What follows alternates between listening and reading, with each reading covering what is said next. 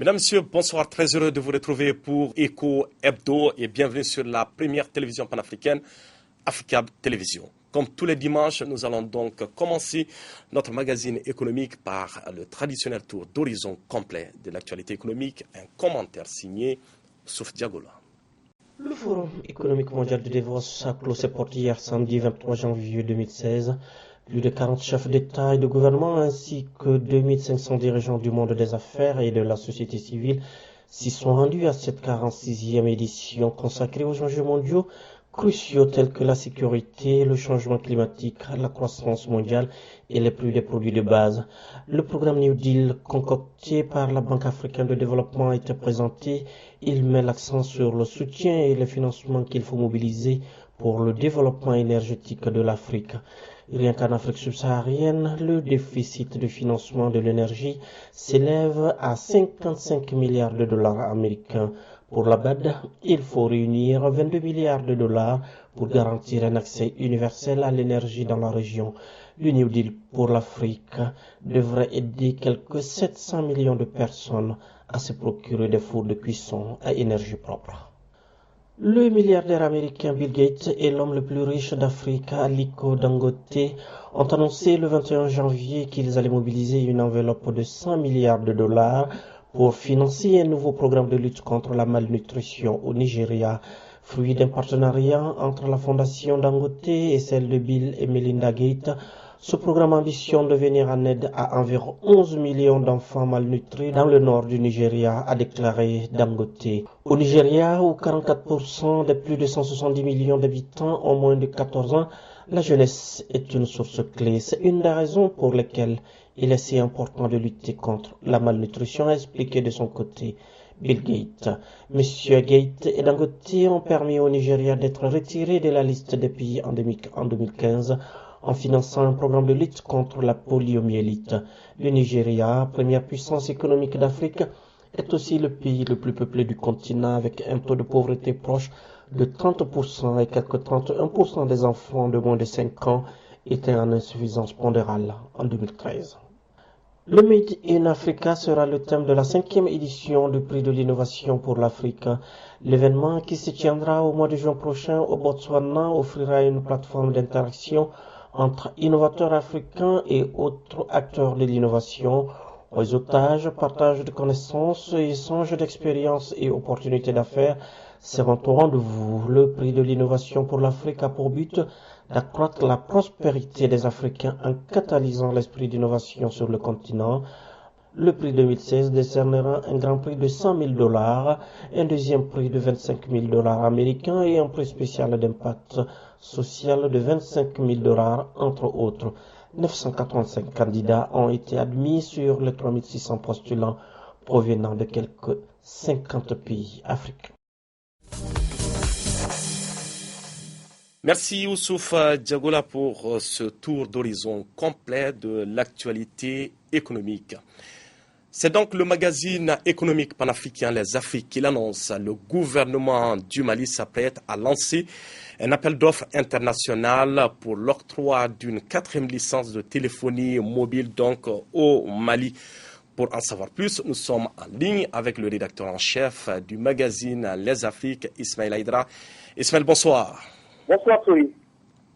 Alors, Ismaël, expliquez-nous qu'est-ce qui peut bien motiver cet appel d'offres international pour une 4e licence de téléphonie mobile, alors que nous le savons, une 3e licence que détient Planor pour Alpha Telecom n'est toujours pas opérationnelle.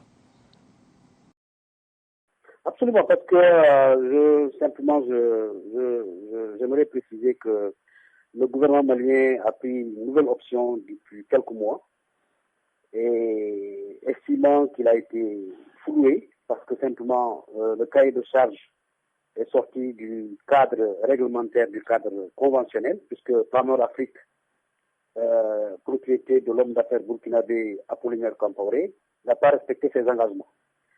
Les engagements pour le démarrage des activités de l'exploitation de Alpha Telecom, qui était annoncé d'ailleurs depuis 2013, parce que depuis 2013, le démarrage des activités était annoncé. Jusque-là, ça fait 3 ans. Aujourd'hui, nous sommes le 5 février 2016. Jusque-là, Il n'y a pas eu d'exploitation. Et malgré tout cela, le gouvernement malien est resté sur sa faim. Et le gouvernement malien est dans une posture de rétablir le droit. Puisqu'en réalité, il y a un manque à gagner énorme pour le pays, pour le Mali. Vu un peu le contexte du dynamisme du marché, la vitalité du marché de la téléphonie au Mali, puisqu'il n'y a que 2 opérateurs. Pour un grand marché comme le Mali, il n'y a que 2 opérateurs, Orange Mali et Maroc Télécom. Il y a des besoins de consommation de la classe moyenne qui sont gigantesques. C'est un manque à gagner qui est estimé à près de 250 milliards. 250 milliards, ça équivaut 5 fois plus que le financement de la licence d'Alpha Télécom. Alpha Télécom, c'est 50 milliards quand vous prenez la redevance, plus les frais associés. Vous y rajoutez les 10 milliards de la BOAD, que la BOAD d'ailleurs tarde à décaisser pour le démarrage du réseau, les équipements avec le groupe Huawei.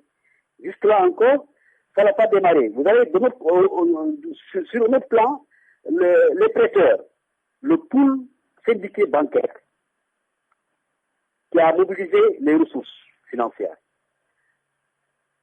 Cette opération a été arrangée et supervisée par la BOAD. Et jusque-là, aussi, leur plan de remboursement a été complètement bousillé, complètement chamboulé. Et normalement, les remboursements devaient commencer depuis fin 2015, fin 2014, jusqu'à fin 2016. Et là, il y a eu également un retard au niveau des remboursements des prêts. Donc, le gouvernement malien a pris une bonne option de lancer la 4e licence de téléphonie en attendant de régler, n'est-ce pas, la 3e licence qui a été attribuée à Plano Afrique. Merci Ismaël Aïdra pour cette première réponse. Mais à vous écouter, on se dit tout de suite qu'il y a 2 situations, 2 cas de figure qui se présentent. Le premier dilemme, c'est d'un côté les déboires de Alpha Télécom et de l'autre, les pertes que cela cause au gouvernement du Mali. Absolument, 250 milliards. 250 milliards, c'est un marché énorme que le Mali a perdu. Du fait simplement du retard de l'exploitation de la société de téléphonie Alpha Télécom. C'est incroyable. Ça, ce n'est pas normal. Je crois que ce n'est pas normal, compte tenu du dynamisme et de la vitalité du marché de la téléphonie au Mali. Quand on ne peut pas respecter ses engagements, je pense qu'il faut sortir quand même du pipeline.